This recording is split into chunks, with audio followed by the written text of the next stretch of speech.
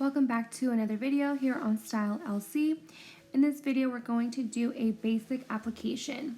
So I'm going to use this practice finger that I got from Amazon. It will be in my Amazon storefront that you can find in the description. I'm going to be using the color Dragon Fruit by Valentino. And I'm going to use my favorite monomer, which is the Young Nails monomer. It's the monomer I've been using since I started doing nails. I prefer using a small little dish for the liquid so I don't contaminate a lot of it. And this is my number 12 brush. So let's get started on this application. So I have my nail tip in and it's ready. And I like to begin from the bottom of the nail, so where the nail tip is attached to the nail. So I'm going to use this size 12 brush to pick up the perfect size beads for this nail. So I'm going to pick up a medium sized bead and I'm going to place it where the nail tip meets the natural nail. And I'm going to do a very slightly wet bead onto the tip. I picked up a medium sized bead, and what I mean by that is just wiping off the tip of the brush and picking up 3 pats of the acrylic powder, and that's going to give you the perfect size bead for a medium to long length nail. So now that I have the acrylic on the tip, I'm going to make sure that the sides are clean and everything is nice and perfect, because if you're not applying the acrylic perfectly, then you need to go back and see what you're missing, because you shouldn't be wasting a lot of time filing, you shouldn't be wasting a lot of product. So the more perfect you're applying the acrylic, the better your work is going to be and the easier and faster it's going to be. So now I'm going to pick up another blending bead. Now this one is going to start forming the apex. So I'm going to start to build it up and make it a little bit thicker so the tip is not so flat. We're going to create a little bit of body on it. So I'm going to take another medium sized bead, and this is going to be our blending bead. I'm going to secure the sides while it's still pretty wet, and I don't want the tip to be super bulky, so I'm going to make sure that it's going mostly on the middle section of the nail and keeping the tip nice and thin. You can drag the product to the tip, but make sure that you're keeping it all mostly where you first applied it. And that way the tip isn't super thick. So I'll show you what the tip is going to look like, how thin it should be. You shouldn't have the tip super thick, and it's gonna come out nice and thin if you follow these steps.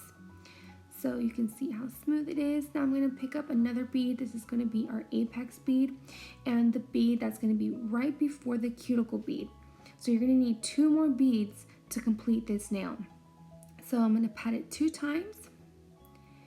As for the other 2 beads, we patted it 3 times because we need a little bit larger. So now I'm going to pat it 2 times into the acrylic so that I get a smaller size bead, but I'm still picking up the same amount of liquid so that it flows, but it's a little bit smaller because we don't need that much, because we're just building up the body of the nail at this point and making sure that everything flows smoothly to the tip of the nail. If you need to add a little bit more to make it smooth, that's okay, but don't add it yet, because we're gonna just start building the shape of the nail, and you can see from the side view how smooth it's gonna start to look. So now let's do our cuticle bead. So I'm going to clean off all of the brush and tap it 2 times into the liquid. Now that bead is different from the apex bead because the apex bead we didn't clean off as much liquid, so the bead is bigger. But for the cuticle bead, we do want the bead to be slightly smaller. Some people like starting their nails from the cuticle, but I found that this is my preferred method of getting a very nice and smooth nail. So as you can see, I'm just making sure I'm getting the sides, and I'm going back in and getting a little bit more liquid so that everything flows together smoothly and is nice and smooth. In my next video, I'm going to talk about why this size 12 is my favorite brush. So if you still haven't found your favorite brush or the brush that works best for you when working with acrylic, then make sure you have your notifications turned on so that you see when my next video comes out, because I'm going to talk about why the number 12 brush is my favorite size brush out of all the brushes I have. I also have another video called Finding Your Favorite Brush, and I kind of compare the different size brushes that I have. But after doing this for a while now, look how perfect this application is.